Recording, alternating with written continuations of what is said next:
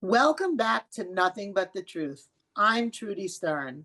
When we think of Congress, we often picture big national debates: Israel, the economy, healthcare, immigration. But behind every member of Congress is also a person, someone who not so long ago was just like you and me. They went to the grocery store without staffers, they drove their kids to school, they worked regular jobs, and their lives were private. Then one day, all that changes. They raise their hand, take an oath, and overnight they become a congressman or a congresswoman in this case. Suddenly, they carry the weight of their district on their shoulders. Their days are filled with votes, hearings, constituent meetings, late nights, and travel back and forth to Washington. It's an extraordinary responsibility, and it's also a dramatic shift from ordinary life to one of the most demanding jobs in America. Tonight, we have the chance to hear about that transition firsthand. My guest this evening is Congresswoman Laura Gillen, my very own Congresswoman representing New York's 4th District. Laura is a lifelong Long Islander, a mother of 4, and someone who built her career as an attorney. Before stepping into public service, she made her mark as Hempstead Town Supervisor, where she became the first Democrat in over a century to hold that post, bringing real reform and accountability to local government. Now, less than a year into her first term in Congress, she's already showing the same energy and independence, standing up for Long Island families, working across the aisle, and yes, showing strong support for Israel. She just returned from a trip there, and I'm very excited to hear not only about her impressions from Israel, but also what it's really like to go from being a private citizen to serving in Congress. Congresswoman Gillen, welcome to Nothing But the Truth. Well, thank you. Thank you, Trudy, for having me on. Thank you for all the good work that you do and the work that NORPAC does. It's great to be chatting with you this evening. And it's an honor to represent you in the 4th Congressional District. And we are so lucky to have you. So Thank let's start off with what it's like from going from a regular person into the halls of Congress. What was that like for you? Did other members reach out to you? Did people want to have coffee with you? What was that like? Well, first I have to say, I still am just a normal, regular person. I heard your intro. I still go to the grocery store by myself without staffers. My kids, when I come home, hand me a big basket of laundry to do for them because they don't care that I'm in Congress. So I feel in many ways I'm the same, but it is this big change because you do have to spend 3 out of 4 weeks of the month here on Monday through Thursday generally uh, in DC. So that kind of, you have to organize your life a little bit differently when you're juggling your responsibilities as a parent and as a congressperson. Um, and Well, you, wait a minute. I did not know that you spend 3 out of 4 weeks in DC, not 4 out of 4. So that's fantastic, actually. yeah, so 1 week is supposed to be reserved for in-district work. So you're not home just hanging out. You're home meeting with constituents, going out to site visits, meeting with local businesses, whatever. Usually our schedules when we're back in district, it's a district work week. They're very full. Well, So okay, that's I thought you had 1 week off, and I'm going, well, no, I'm no. running for Congress now. Okay. No, no, no, no, no. They call it the district work week period.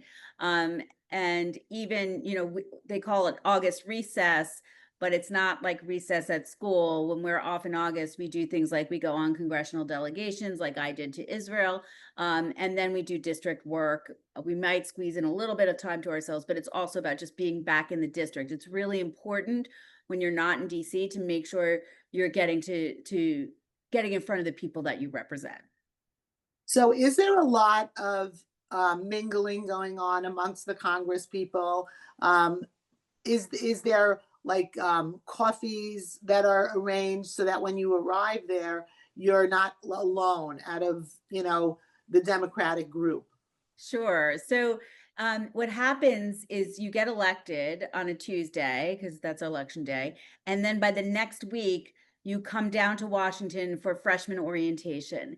And so all the Republicans and Democrats are there at the same time.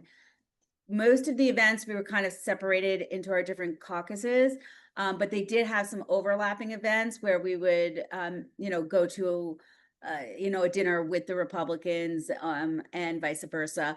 And those were, I actually encouraged the orientation committee to have more of those. I really made a point, during orientation, it's 2 weeks, to make sure that I was getting to know some of my Republican colleagues, because I thought on the floor of the House, generally the Republicans sit on one side, the Democrats sit on the other side. And I thought, before we get put into our different pens, let me do what I can to start to know some folks on the other side, because those are the people, that I'm going to be working with. We have very slim majorities in the House.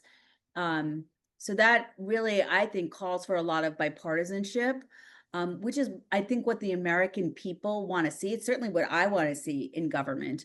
There's no monopoly on good ideas. It doesn't matter what letter is next to your name. You can have a good idea. And we shouldn't be in a situation in our country where we're so partisan that just because someone with a different letter next to their name or a different party registration has an idea, you're going to reject it just because of their party affiliation. The same thing is with our party. There could be people who are in your party, or at least pretend to be in your party, who have very bad ideas. And it's incumbent upon you, I believe, to call those folks out. Which is something that I have done with the mayor's race in New York City. I'm not a New York City voter. I really wasn't planning to weigh in and get involved in that race. I didn't make any endorsements or anything, because that's not where I vote. But when Zohran Mamdani came out as the winner running on the Democratic line, even though he's a self-proclaimed socialist, I was, I think, the first Democrat to speak out and say that he is absolutely not the right choice for New York City. And I actually just did an interview about that today. I maintain firmly that he is not the right choice. I would never endorse him. Somebody asked me if Leader Jeffries said all the New York delegation has to come together and endorse him. I said, Leader Jeffries knows very well what my position is. And I don't think he would even ask me that, because he knows it would be a hard no. That is so incredible to hear, and so refreshing to hear how you work across the aisle, because we all watch television. We all see that, there is so much partisanship, and that is very, very distressing. So to hear from you that you like to work across the aisle and that you reached out, that is fantastic. I do want to hear about this Mamdani race from you, and why do you, how did he end up as the only choice? And how horrible would this be for New York if he ended up as mayor? This is just so catastrophic for us. So, I mean, look, it was a really weird election. We had candidates on the Democratic side, who there was a whole slew of candidates, but then Governor Cuomo got in and he had a huge financial advantage. So we kind of saw all these other candidates, like, for example, someone like Adrienne Adams, I think, was supposed to be like the moderate Democrat in that race, but then it all just fizzled once Cuomo got in the race. And I think there was a certain amount of complacency, both amongst the candidates and the electorate. Like, oh, Cuomo's going to win. He's got 30 million or whatever many millions of dollars he had. And we didn't see a real energy certainly in the Cuomo campaign and in any of the other moderate campaigns. But Zohran Mamdani put a lot of effort into his campaign, and he was talking about the right issue, which is affordability. We are facing an affordability crisis here. It's getting harder and harder for families to make ends meet, or for even single people, even with no kids, paying, by the time you pay student loans, health insurance costs, which are off the charts, and your mortgage or your rent, there's not a lot left for so many people. So they want to hear that their elected officials are looking out to try to help the people the middle class, the working class, people who are just trying to be able to stay in New York City on Long Island. However, my problem with Mr. Mamdani is all his solutions offers a lot of talk. They're not practicable. He can't even do half the things that he has promised people that he would do. He doesn't even have the legal authority, which means he was either intentionally misleading his voters, or he doesn't even understand what a mayor can do, which would not surprise me because he really has had no experience in his life. I mean, he was an aspiring rap artist. And then he was a member of assembly, and I don't think he got very many bills passed in the assembly where he's in the majority. This is a big city, and I'm gravely concerned. I'm also gravely concerned about the troubling statements, of course, that he has made with respect to globalize the intifada and other, the videos that he's posted. They're really, really disturbing. And I think that in other situations, they'd be disqualifying. So that's why I felt it was incumbent upon me to speak out. Well, thank you so much for speaking out. And let's hope that somehow the New York voters, I myself am not one, come to their senses and do not elect this catastrophic choice. I am hopeful. I always am that optimistic, hopeful person. Yeah. So anyway, back to the House, the halls of Congress for just a moment.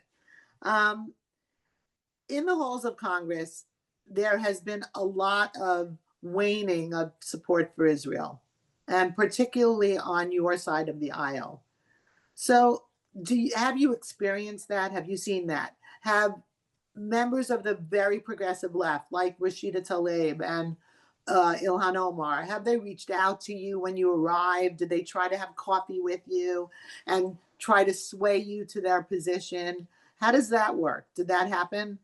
So I will say they did not reach out to me to sway me to their side. I don't know if they knew a lot about me. I was just one of many freshmen. But certainly if they looked at some of my positions during the campaign, they probably would have thought I was not the best target to try to sway. But we were cordial, we're colleagues, we were cordial to each other. After I came out very hard against Mamdani, there was a little bit of maybe a little bit of a recoiling for me, but that's who I am, and that's who I get. And the majority, I believe, of Democrats are not this far extreme that you see. A lot of people came up to me afterwards on the floor of the House and were like, great comment. I loved your comment. But they're not in New York, so they're not going to say anything, because why are they going to go out on a limb and start to maybe annoy some of their far left supporters if they don't have to? But I would say I got way more like, that was a great comment, I agree with you, than condemnation for my remarks. So that's kind of the way it is. And I do think in terms of respect, not respect, support for Israel, the Gaza humanitarian aid issue is hurting Israel in the press. And when we were there, one of the things that we pressed upon them, we went as the Democratic caucus, we really cared about trying to look for ourselves and set the record straight about what is happening there. So we didn't just get like a passing lecture. We met with all the aid organizations that are working on that. Kogat, which is the Israeli military operation, GHF, which is like the administration's operation, and the UN World Food Program. And there was some pointing the fingers, it's their fault, they can do more. But there is food and there is aid getting into Gaza. That everybody agreed on. The methods by which the food gets in there was disagreement. So there's disagreement. GHF believes Hamas is going to steal everything. They're going to then profit off it and use their profits to wage this war longer. So you need to bring the food in with military assistance so you can protect the food. The UN says we can't go in with soldiers because we're supposed to be nonpartisan, so we don't want to go in that way. So that's been a little bit of conflict, but everybody agrees they need more aid sites, but it's very difficult because it's an active war zone, right? And we heard stories about even when IDF soldiers would see like an injured child or a child that like appeared to be starving, and they go to help them, and that's a booby trap for them because they don't care about killing their own children. but they care about trying to draw out Israeli soldiers. So it's a very complex situation right now. But we think a lot of the stories about pro-Israel stories are not getting out there. So I kept pressing the leaders that I met with, like, you have to start to try to win this PR war. Because I think that's people are forgetting. Why are we in this situation? Why are these people suffering? Why are the Israelis suffering? And why are the Palestinian civilians, innocent civilians, suffering? They're suffering because of one party, and that is Hamas. We were working towards peace in the Middle East. Again, I can give credit where credit is due, and I can credit the Trump administration for the Abraham Accords. That was an incredible, incredible foreign policy achievement. And we were seeing real strides being made under the Abraham Accords. And in fact, because they were so close to normalization of relationships between Israel and Saudi Arabia, I believe that's what prompted Hamas to start this war, to destroy the peace process, to destroy good life for so many people in the Middle East that would be achieved if Israel and its neighbors could be at peace with each other and not warring each other, so all the people there could get on with their everyday lives. We are losing sight of that fact, and it was really important, I thought, for me to be there. We saw the images, but like now those images like are going away from your vision, right, of the October 7th brutalities, savagery that we saw. So I went there. I went to that Nova Musical Festival site, and I'm getting choked up as I speak about it. It's just a vast wasteland where parents have planted trees and they're putting the images of their children that were killed and stolen from them on that day on the trees, and they're just everywhere. And you think about it, and you're like, this could have been all of my kids. Some families, probably all their kids were there, and innocent people. And then you go to a kibbutz and you see like an image of a family that was wiped out. They were just innocent people. And you hear the stories about how it was not the kibbutz that I visited, but this other kibbutz. It was known to be one of the places where the people who lived there were the first people to go to Gaza to take sick patients and children and elderly and bring them to hospitals for treatment. They believed that they were giving back and being good people, helping these Palestinians. And then they found maps of the kibbutz that were drawn by the very people they were helping. These are the stories that need to get out there. These are the stories that people need to remember. There's one root cause of all of this suffering, and it is Hamas.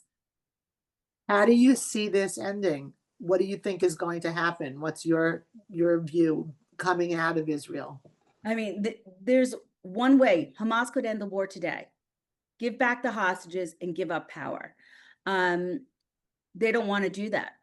But we need to get those hostages home. I'm gravely concerned. I met Ivatar's brother here in Washington and then in DC right after that disgusting video was released of him being forced to dig his own grave. The picture that they show of him, his brother told us he was obsessed with Italy and he planned this whole trip for their family to go to Italy. So the brother said, thank God we all went to Italy to fulfill that dream of his. And that's the photo that's used on the hostage poster of him. And the longer this war goes on, the less likely we'll get any people home alive. And I just think again, I don't know what the government will do, but I think the priority has to be doing everything we can to try to get those hostages home. And then, dealing with the extensive tunnel system that has to be destroyed. I was shocked when I saw all the points of entry into Israel. Over here, at least from my perspective, what I saw in the news, it seemed like, oh, maybe they came at this entry point and this entry point and that tunnel. I couldn't believe how many entry points there were. The tunnel system is so extensive. They said it's longer than the London Tube and the New York subway combined. Wow. So there's no way you can keep that in place and ever feel any kind of security in Israel as long as that system's in place. So it's a very difficult situation, but I think the top priority should be to get those hostages home to their families if we can. Did you meet with hostage families when you were there? Yes, so I've met with a number of families in Washington on 2 different occasions, and we met with Ivatar, David's brother.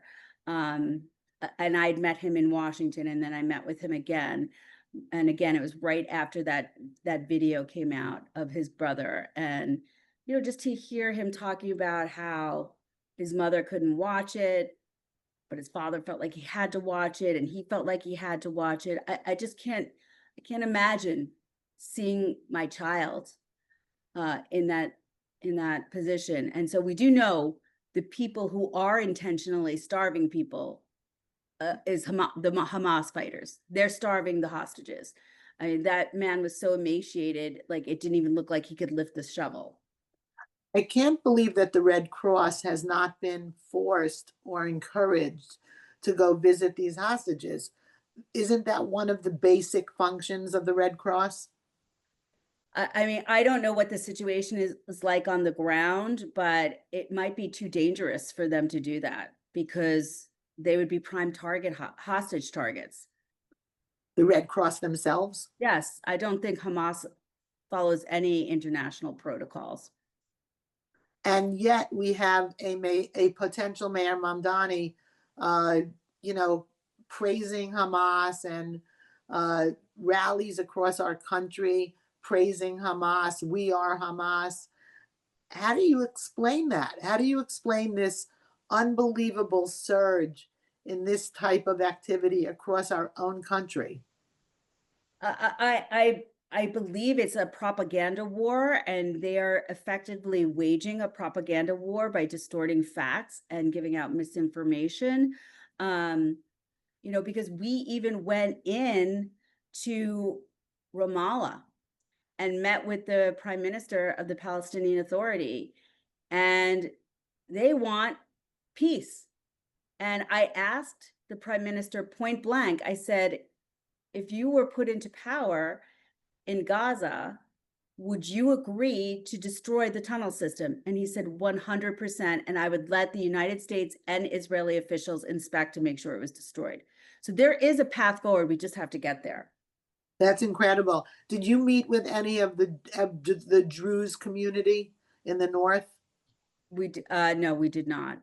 You didn't. And did you have anything to do with the northern border with Syria? Well, we went to the Golan Heights, and we got a briefing on Syria, and we spent just one night there. Right. So, and what about with any of the sheikhs in the West Bank? Were you able to meet with any of them? The only folks that we met in the West Bank was when we went in to meet with the Palestinian Authority. Very, very unbelievable. I Yeah. think this experience of you seeing this firsthand is just so critically important to, understanding the challenges that are in that region, and that Israel is facing. It's really unbelievable that people are imploring Israel to get the hostages back. But how can they? You have a force like Hamas saying we're not giving them back, and how do you make that happen? I don't see that even as a possibility. Well, I mean, they've been negotiating, but every time they get to an agreement, then Hamas backs out of it, or they say, we won't give you all, we'll give you one. We've gotten some of them back. I did have the opportunity in Washington to meet with a woman who was a hostage. She was at the Nova Festival with her boyfriend, and her boyfriend is still there. And so she comes and speaks to try to make sure that we in Washington and everybody in Israel is doing everything they can to get him back. And the stories she told us, again, these are the stories that everybody seems to be forgetting about. She was just at a music festival and she was taken, and her pelvis was smashed and shattered, and she was repeatedly raped. And she talked about how she had to live and try to survive that experience, and now has to try to like become a normal person again after the most horrific conditions you could possibly imagine. I mean, we heard some really, really just painful, incredible stories, and we need to make sure that people aren't forgetting those stories about what happened, because this was unprovoked. Wow. So when you go back into the halls of Congress with this eyewitness account and this view that you've just shared with us and that you have, do you share them, these perspectives and these visions, with people like Rashida Tlaib or Ilhan Omar or uh, any of the, even Jerry Nadler, who's now retiring, or Jamie Raskin? Uh, what do they have to say about all this when you speak with them? So, I don't want to speak out of turn and reveal private conversations, but I can say, for example, today I did speak with someone just this afternoon on the floor talking about how there's been some backlash, like, um, why do you take any donations from anyone affiliated with APAC? Why did you go to Israel? And I told them this person had not gone on the trip to Israel. And I told this person about my experiences and about how we need to remind people of what's going on. Plus, there's such a surge. I'm so concerned about the surge of anti-Semitism we're seeing. It's like saying the words like, oh, like, what about the Palestinian? Like, it's just giving people an excuse to bring out like deep anti-Semitism. And it's really concerning to me. Like, we have not seen this level of hatred, I think, in a long time. And I think it's something that we must be fighting back against. And so I shared some of the stories that I just shared with you with my colleague to make her feel better about being a supporter of Israel, and how we people who have been supporters have to remain in that lane. I mean, that is my lane. I think that my colleagues in the squad kind of know that they're not going to take me out of that lane, and they know how passionate I am about my support for Israel. That I think that they don't even try. Is their lane growing? Do you see that they are recruiting more people are naturally going that way? I mean, I think right now it's the the pro-Palestine protesters are very loud. My colleagues who went on the trip to Israel. So this is something why I think it's really important to make sure you also have Democrats who are strong supporters. It's much more challenging for us. I think right now, because a lot of the pro-Palestine people are on the Democratic left side than on the right side. Um, they've been getting threatening phone calls. They've been getting people protesting outside of their office. They've been getting threats. Um, I was hearing a whole bunch of stories from my colleagues who were on that trip with me, um, about really bad things that people are doing to them, like prank calling their offices, and it gets worse. Like, one person said, I don't even have time to tell you all the horrible things that have happened to me since I've been back by that extremist kind of wing. Um, so I think it's important for us to be able to push back against that and to try to stay strong together. Does House leadership get involved in this at all? Like in terms of pushing back on this negative anti-Israel flavor? Well, I think that it's really more coming from outside. Of course, we have the folks in the House who are like, the squad kind of folks, but they're not the ones who are doing this like harmful, hurtful activity to us. Um, there's a certain level of collegiality on the floor, you know, that they're not doing that. It's the outside people. I mean, I had a town hall and I had some guy like throw up a flag and say free Palestine, and it's outside people. So how do you respond to that when that happens? Well, this guy, I mean, he could say that, but then he started screaming and he wouldn't let us talk. And turns out he wants to run a primary against me. So we just kind of quieted him down. I took the next question. And so but I do feel like our district, the 4th congressional district, they're probably more pro-Israel people than anti-Israel people, I think, in our district. Well, I do think it's really remarkable that we have you as our leader. That you know, I do believe that that's who you are anyway. I mean, I think you are very genuine about your support for Israel, and I don't think you're supportive simply because your district is very Jewish. Um, and so I can say that with a lot of compliment to you, that I think that your moral compass is really, really great. Thank you. I always say that for me, supporting Israel is the right thing to do as a representative, in my representative capacity. It's the right thing to do from a foreign policy perspective because Israel is our strongest ally in the Middle East, but it's also the right thing to do from a moral perspective. Amazing. Laura, I cannot thank you enough for joining us today and giving us an inside look at what it's really like on the House floor, what it's like to be a new Congresswoman, the challenges that you face, the importance of standing up for what you believe in, especially when it comes to supporting Israel. But more than that, even your stance on Mamdani, it is so refreshing to hear a person who stands up for what she believes in and is not afraid to do that. So Thank thank you. you so much. Thank you for putting your life on hold to do this for everyone else, and for being there for all of us. Thank you, Trudy. To our listeners, thank you for joining us. This has been Nothing But the Truth. You can catch us every Thursday at 9:30 p.m. on the radio. And if you missed any part of this show or you want to listen to our past episodes, you can hear Nothing But the Truth with Trudy wherever you get your podcasts.